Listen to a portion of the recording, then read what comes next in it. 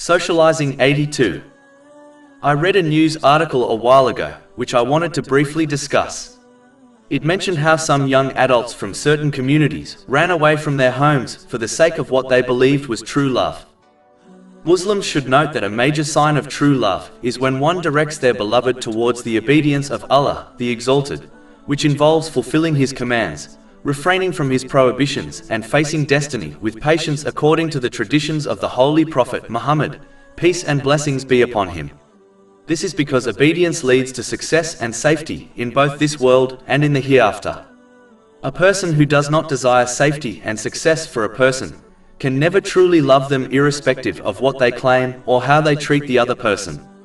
The same way a person becomes happy when their beloved obtains worldly success, like a job, they will also desire their beloved to obtain peace of mind and body in both worlds. If a person does not care about another obtaining safety and success, especially in respect to the next world, then they do not love them. A true lover could not bear knowing and seeing their beloved facing difficulties and punishment in this world or in the next. This is only avoidable through the sincere obedience of Allah, the Exalted. Therefore, they would always direct their beloved towards the obedience of Allah, the Exalted. If a person directs another towards their own selfish interest or the interest of others instead of the obedience of Allah, the Exalted, it is a clear sign that they do not truly love them. This applies to all relationships, such as friendships and relatives. Therefore, a Muslim should assess whether those in their life direct them towards Allah, the Exalted, or not.